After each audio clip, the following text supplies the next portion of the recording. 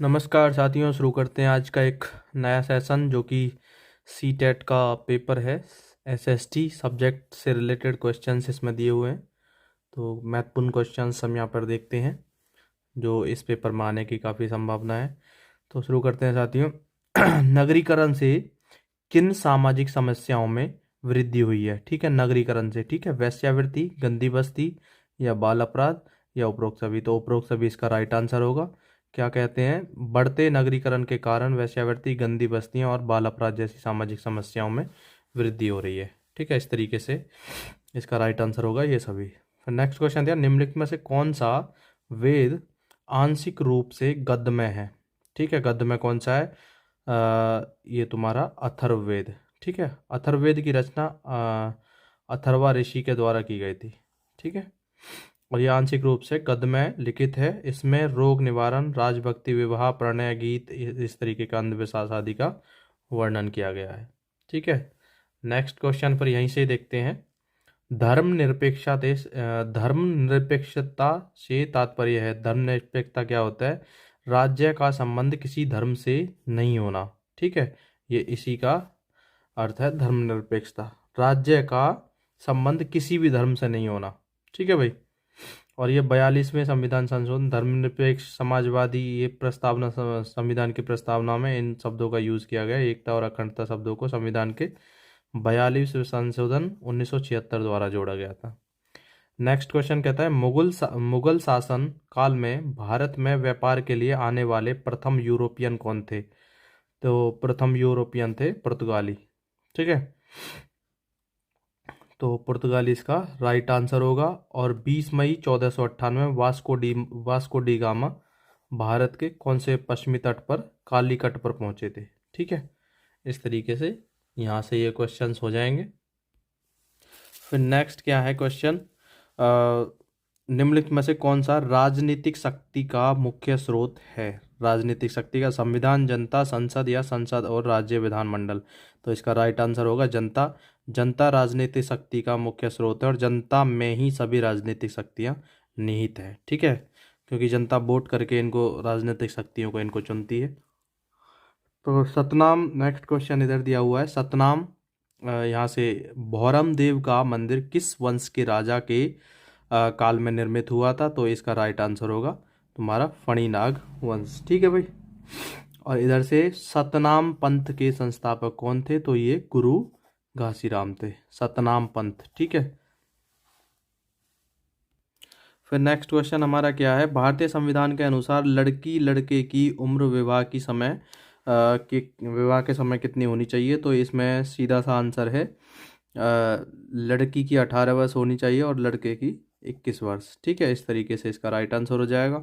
Next इधर side से देखते हैं, भारतीय संविधान के अनुसार किस वर्ष में महिला को परिवार के कर्ता का स्थान दिया गया, प्रमुख जो माना गया? तो वो 2005 से माना गया है। ठीक है, और यहाँ पर नेक्स्ट क्वेश्चन है, राष्ट्रपति और उपराष्ट्रपति से संबंधित चुनाव में किसी प्रकार का शक शुबहा होने पर इस पर जांच एवं निर्णय किसके द्वारा किया जाता है? तो इसका राइट आंसर तुम्हारा होगा, तो इसका राइट आंसर होगा तुम्हारा सर्वोच्च न्यायालय। फिर नेक्स्ट क्वेश्चन हमारा, अकबर की राजस्व व्यवस्था उसके अधिकारी के नाम से जानी जाती है, उसका क्या नाम था? ठीक है, राजस्व व्यवस्था उसके अधिकारी कौन था? तो ये टोडरमल। ठीक है, ये इसका राइट आंसर होगा, टोडरमल। ताजमहल का निर्माण किसके शासनकाल में किया गया? तो ये शाहजहां इसका राइट आंसर होगा। ताजमहल का निर्माण शाहजहां के शासनकाल में हुआ था। ठीक है, इसका राइट आंसर ये होगा। फिर नेक्स्ट क्वेश्चन है, निम्नलिखित कायांतरित कौन सा चट्टान है? ठीक है, कायांतरित, तो ये संगमरमर है। अवसादी और आग्नेय चट्टानों में ताप, दबाव और रासायनिक क्रियाओं आदि के परिवर्तन स्वरूप जो चट्टानें बनती हैं उन्हें कायांतरित चट्टानें कहते हैं। इसका याद रखना, संगमरमर चूना पत्थर से रूपांतरित कायांतरित चट्टान है। ठीक है, नेक्स्ट क्वेश्चन क्या कहता है, सेना का सर्वोच्च सेनापति कौन होता है? तो थल सेना अध्यक्ष, भारत के प्रधानमंत्री, भारत के राष्ट्रपति और यह मंत्रिमंडल। तो इसका राइट आंसर होगा भारत के राष्ट्रपति। सेना का सर्वोच्च सेनापति भारत का राष्ट्रपति होता है। ठीक है, नेक्स्ट क्वेश्चन दिया है, त्रिस्तरीय पंचायती राज एवं नगरीय प्रशासन प्रशासनिक व्यवस्था का विरोधी कौन था? तो इसमें राइट आंसर इसका होगा भीमराव अंबेडकर। ठीक है, पंचायती राज एवं नगरीय प्रशासन प्रशासनिक व्यवस्था के पक्षधर नहीं थे।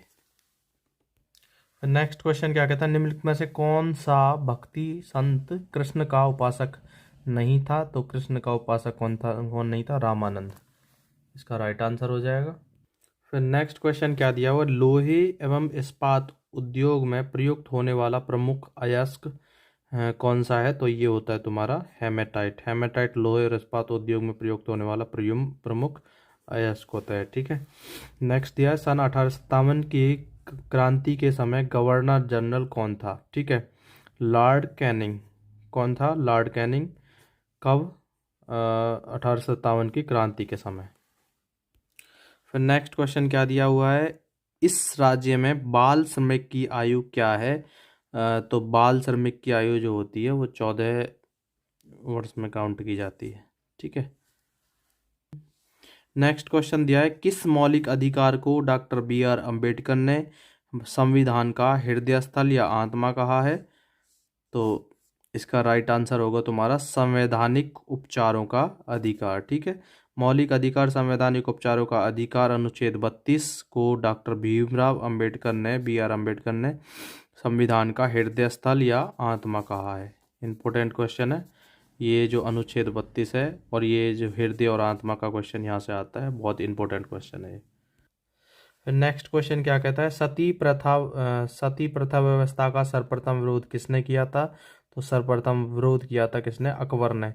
सती प्रथा व्यवस्था का सर्वप्रथम विरोध अकबर ने किया था, जबकि राजा राम मोहन राय ने लॉर्ड विलियम बेंटिक की सहायता से 1829 में सती प्रथा का अंत किया था। ठीक है, क्वेश्चन ये भी आता है कि 1829 में कौन सी प्रथा का अंत किया गया है?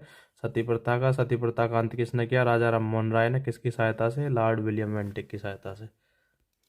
फिर नेक्स्ट क्वेश्चन है हमारा, सम्राट अशोक ने बौद्ध धर्म के प्रचार के लिए श्रीलंका किसे भेजा था? तो श्रीलंका भेजा था महेंद्र को। फिर नेक्स्ट क्वेश्चन, चंद्रगुप्त मौर्य का प्रधानमंत्री कौन था? चंद्रगुप्त मौर्य का प्रधानमंत्री कौन था? चाणक्य, जिसको चाणक्य को क्या कहा जाता है? विष्णुगुप्त भी कहा जाता है। फिर नेक्स्ट क्वेश्चन है, हड़प्पा सभ्यता का संबंध किस विदेशी सभ्यता से था? तो ये कौन सी सभ्यता थी? बेबीलोनिया। ठीक है, हड़प्पा सभ्यता का संबंध बेबीलोनिया सभ्यता से था। यह सभ्यता एक नगरीय सभ्यता थी जिसकी विस्तार अवधि 2500 से 1750 ईसा पूर्व में थी। ठीक है, इस तरीके से इसका राइट आंसर हो जाएगा। फिर नेक्स्ट क्वेश्चन है, प्रधानमंत्री है क्या है? तो देख लेते हैं, शासन का प्रमुख होता है। भारतीय संविधान के अनुसार शासन प्रमुख प्रधानमंत्री होता है। फिर नेक्स्ट क्वेश्चन है, वायुमंडल में सबसे अधिक मात्रा में पाई जाने वाली गैस कौन सी है? तो ये तुम्हारी होगी नाइट्रोजन। ठीक है, वायुमंडल में सबसे अधिक मात्रा में नाइट्रोजन पाई जाती है, जो 78.09% है। नेक्स्ट क्वेश्चन, सिंधु घाटी सभ्यता के किस स्थान की सर्वप्रथम खुदाई की गई थी? थोड़ी हड़प्पा की, और इसे सर्वप्रथम 1921 में राय बहादुर दयाराम साहनी द्वारा इसके अवशेष खोजे गए थे। ठीक है, ये इंपॉर्टेंट है। नेक्स्ट क्वेश्चन दिया, सातवाहन वंश के शासकों की कार्यालीन भाषा मतलब ऑफिशियल लैंग्वेज कौन सी थी? तो सातवाहन वंश के शासकों की कार्यालीन भाषा प्राकृत तथा लिपि ब्राह्मी थी। ठीक है, नेक्स्ट दिया, मलिक मोहम्मद जायसी किस ग्रंथ की रचना की थी? तो ये पद्मावत, इसका राइट आंसर होगा। फिर नेक्स्ट क्वेश्चन है, निम्नलिखित में से ऊंचाई पर स्थित सामरिक स्थल हिम क्षेत्र कौन सा है? तो ये तुम्हारा सियाचिन होगा। ठीक है, इसका राइट आंसर।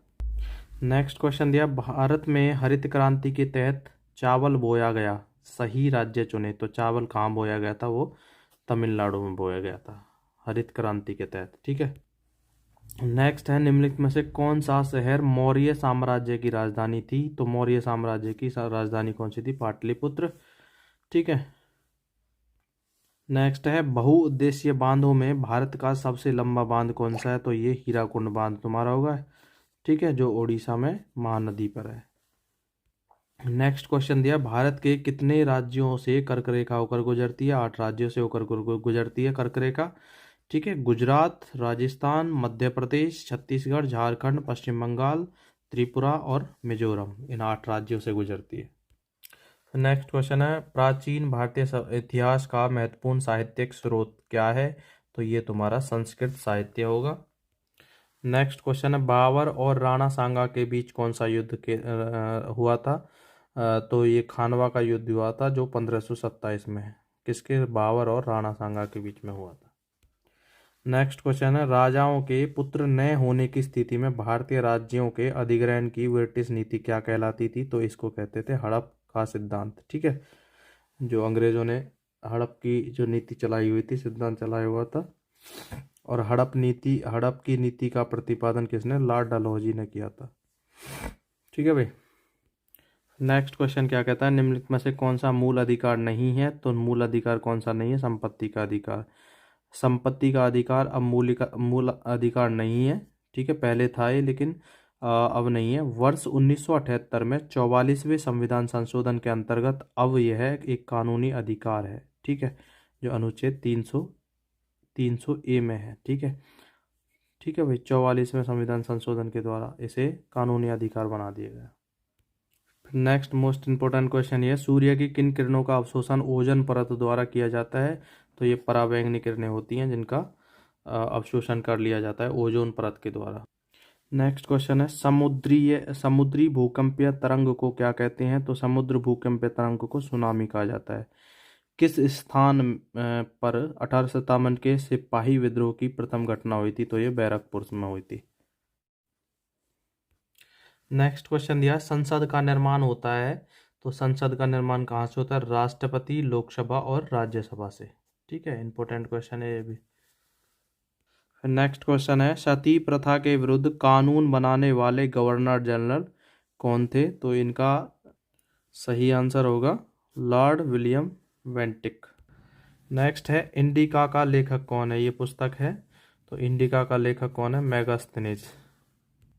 नेक्स्ट, रिएक्टर पैमाने का आधार क्या है? तो भूकंप का परिमाण सिस्मोग्राफ पर तरंगों के आयाम द्वारा निकाले जाते हैं। इस परिणाम को मापने के लिए रिएक्टर पैमाने का यूज किया जाता है। ठीक है, राइट आंसर होगा सी। तो ये इसमें सार्वजनिक उपकरणों का सही मेल, ये यहाँ पर मेल करना था। सेल का जो प्लांट है, जो हेडक्वार्टर, ये भिलाई दुर्ग में है। पावर ग्रिड कुमारी दुर्ग में है। एनटीपीसी ये कोरबा में है। और ये SECL ये कहाँ है? बिलासपुर में। फिर नेक्स्ट है, भारतीय संविधान में मौलिक कर्तव्य किस संविधान संशोधन में जोड़ा गया है? तो भारतीय संविधान में 10 मौलिक कर्तव्यों को अनुच्छेद 51 के, ठीक है, 42वें संविधान संशोधन 1976 के द्वारा जोड़ा गया है। और किस गवर्नर जनरल ने भारतीय राज्यों के प्रति सहायक संधि, ठीक है, की नीति किसने अपनाई थी? यो लॉर्ड वेलेजली ने।